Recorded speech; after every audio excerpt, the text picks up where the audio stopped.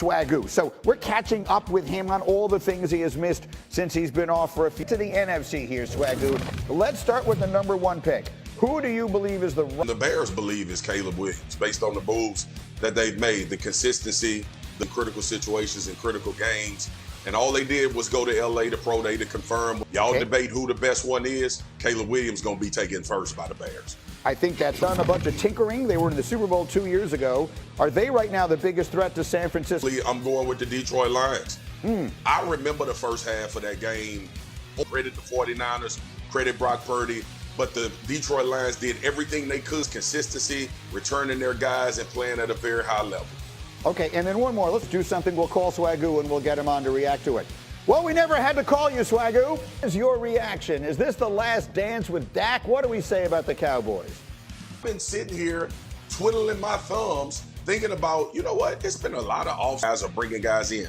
All they've been doing this year is sending people away and doing absolutely nothing. They got nobody else, okay? And the problem is that I can go off on a tangent, and because the whole world listens to what the Dallas Cowboys are doing, and ain't nothing been all in about this offseason. I get a discount because I'm a former Cowboy, and I'm around the facility, and I'm going to tell you what's happening in the Russian people enjoying the Star up there in Frisco. We eating at the restaurants. I'm going visit Boy Fit. They got a 50-yard line field. All the kids are playing. It's a wonderful facility. They're up there at the Sports Academy, right next door to the Star, and everybody around is Cowboys. I ain't seen no scouts. I ain't seen no GMs. I ain't seen no coaches at the side. I ain't even seen Derrick Henry up there because Derrick Henry now is Baltimore. No stories coming out outside of what they gonna do with Dak, and they probably gonna extend Dak. I don't want to get it.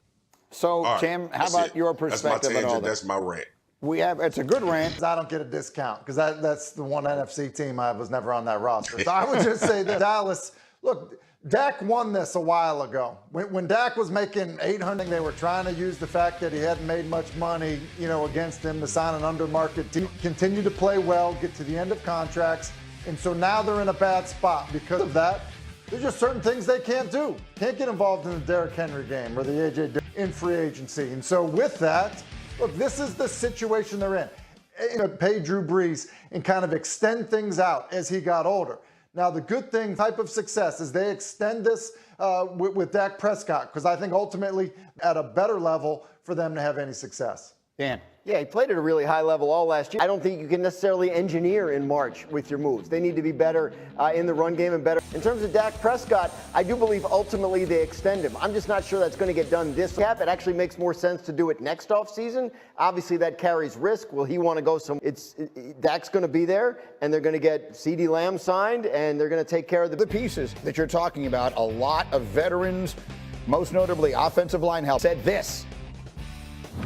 I'm happy to be around a group of guys like this. Ready for what's about to happen. It's going to be exciting. It's going to be entertaining. It should bring in the energy. No, I'm ready for the juice. I'm ready for the ready. Tim Hasselbeck, if we get Aaron Rodgers and we can keep him upright, what? Look, they're a legitimate contender. Marcus is right. They've had a great offseason. Greeny, and I would just say, ready last summer too. Look, I just would say when I look at the Jets, I'm over that. I think the other aspect of it is this. When you look at Aaron Rodgers and part of it, because of the impact that Aaron Rodgers, I think, ends up having on this football team. Aaron Rodgers is healthy. It's fair to say that, look, he'll be one of the very teams. So I think that impact, along with the additions, make them a legitimate. Surrounding Aaron Rodgers has had nothing to do with football. It's almost like we've forgotten that he's a football player. Yeah. What I'm saying is he talks about so much other stuff that people react to so strongly that what you think of any of that, he's freaking great. Yeah. And he's so much better than what we. Exciting high wire act, right? That has potential to be fantastic for them. There are other teams in the league where if they made the exact same moves, you would have gone, well, that's a year-old quarterback. You don't know. Aaron Rodgers is an all-time great player. He could play great. You're not operating in those areas. You're operating in the upside, the potential of what's that. It doesn't matter if they go 10-7. You do. What is it? What's the ceiling? If it goes, they're trying to catch lightning in a bottle. It's hard to do. But all it is, they are, like we've heard, legit contenders. And with Eagles report Philadelphia among worst first-round drafting teams. Catch up on the latest news and updates surrounding the Philadelphia Eagles as of April 2, 2024. by Brandon Lee Gauton at Brandon Gauton. April 2, 2024, 1:09 p.m. Eastern Daylight Time. Share this story. Share this on Facebook, opens in new window. Share this on Twitter, opens in new window. Share. All sharing options. Let's delve into the latest Philadelphia Eagles headlines. PFF's analysis on 2024 NFL Draft, identifying the best and worst teams in first-round drafting since 2014. Unfavorable news for the Philadelphia Eagles, according to Pro Football Focus. The Eagles find themselves listed among the worst teams in first-round drafting. While the Eagles boast a commendable overall drafting record, their first-round selections over the past decade have been marred by several missteps. Jalen Reagor stands out as a regrettable choice, particularly highlighted by the subsequent selection of Justin Jefferson, arguably the premier receiver in the game. Additionally, Carson Wentz's tenure as the team's quarterback didn't pan out as hoped, while Derek Barnett and Andre Dillard failed to live up to expectations. Although the Eagles have shown proficiency in mitigating the consequences of these misfires, the initial errors remain noteworthy. Mailbag Insights, evaluating Howie Roseman's best and worst moves. On the topic of evaluating Howie Roseman's decisions, let's examine his 3 most regrettable moves. Firstly, the decision to draft Jalen Reagor over Justin Jefferson speaks for itself. Secondly, the ill-fated contract extension for Alshon Jeffrey before the 2019 season serves as a cautionary tale, resulting in a series of detrimental outcomes for both player and team. Lastly, the selection of Danny Watkins, despite his lack of passion for the sport and advanced age, serves as a reminder of past misjudgments. Eagles' potential draft picks, simulating a 7-round draft. In the latest simulation, the Eagles secure Chop Robinson, an edge player from Penn State, with their first-round pick. Despite Robinson's status as a project player, his exceptional athleticism makes him an enticing prospect for Philadelphia.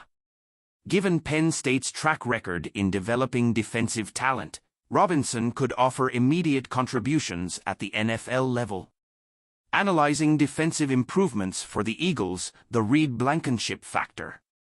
To bolster their defense, the Eagles have made notable acquisitions, including Bryce Huff, Zach Bond, Devin White, Oren Burks, CJ and Tyler Hall. However, the success of the defense also hinges on the performance of returning players like Reed Blankenship. While Blankenship showcased promise in his rookie season, he acknowledges areas for improvement, particularly in mental aspects of the game. With new coaching staff in place, Blankenship aims to refine his skills and contribute significantly to the team's defensive efforts. Identifying team needs ahead of the 2024 NFL Draft, Eagles focus on CB, OT, and LB positions. Heading into the draft, the Eagles prioritize addressing key areas of concern within their roster. Specifically, they seek to bolster their cornerback position with a focus on injecting youth into the lineup. Additionally, offensive line depth, particularly for the right tackle position, is a pressing need. Finally, linebacker remains a priority, as the team aims to fortify this position to complement recent acquisitions and address shortcomings from the previous season. These are just a few highlights from the latest updates surrounding the Philadelphia Eagles. Stay tuned for more developments as the NFL offseason progresses. Como a Lusa tenta sair dos 200 sócios, virar Real Portuguesa e ter Wesley Safadão em novo Canindé. Garantido na Série D, o clube vive com poucos sócios, piscinas abandonadas e dívida de 500 milhões. Presidente mira SAF e busca parceria para reconstruir estádio e receber grandes shows.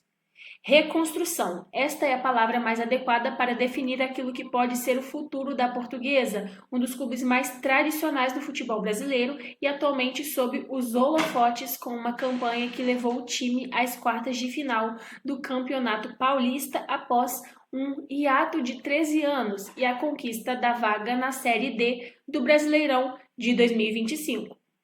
Nessa entrevista exclusiva ao GE, concedida no início de março, o presidente Antônio Carlos Castanheira detalhou os planos para o futuro do clube, expôs dificuldades para manter as contas e se disse otimista na missão de recolocar o rubro-verde no lugar que lhe pertence. Não operamos em déficit, pagamos em dia, mas pagamos muitos juros. Tem muito do passado. Se tirássemos todo esse legado do passado, a Portuguesa daria um bom superávit hoje. Há futuro para nós. Mesmo eliminada nas quartas de final do Paulistão diante do Santos, na Vila Belmiro, a Lusa vê motivos para comemorar suas recentes conquistas em campo. Fora das 4 linhas, foca em 2 projetos audaciosos para recuperar o prestígio de décadas passadas, se livrar do altíssimo endividamento e, sobretudo, se manter viva a médio e longo prazo.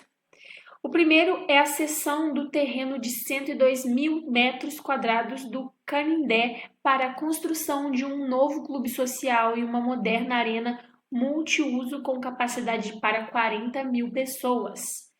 Cederemos o terreno clube por 60 ou 70 anos e depois o imobiliário continuaria sob a posse da Portuguesa. Quero deixar bem claro aos abelhudos de plantão que gostam de dizer que eu quero vender a Portuguesa, que não é uma venda, é o uso por um tempo determinado do espaço. Esse dinheiro será utilizado para pagar a dívida. É isso, é só assim que poderemos salvar a Portuguesa. O segundo é a transformação em SAF, Sociedade Anônima do Futebol, que receberia o nome de Real Sociedade Portuguesa de Desportos. Há uma negociação forte, muito bem encaminhada. Há uma clara intenção de uma SAF. Quanto às finanças da Lusa, há 11 anos a Portuguesa era uma das 20 equipes da Série A do Campeonato Brasileiro. Em dezembro de 2013, foi punida com a perda de 4 pontos pela escalação irregular do meia Everton na última rodada daquela temporada. Com a decisão do STJD, a Lusa caiu da 12ª para a 17ª posição e terminou rebaixada. O Flamengo, também punido no STJD por escalação irregular, terminou em 16º lugar e o Fluminense em 15º lugar. Daí em diante, o clube colecionou outras quedas e aumentou significativamente o seu endividamento. É triste a situação. Para concluir, atualmente a dívida da Portuguesa ultrapassa os 500 milhões. Boa parte do valor reside apenas em negociações por dívidas físicas, trabalhistas e civis. De acordo com o balanço referente ao longo de 2022, o mais recente publicado, o clube devia 449 milhões apenas em acordos já homologados na Justiça. É isso, galera. Mais notícias, é só continuar seguindo o nosso canal. Valeu!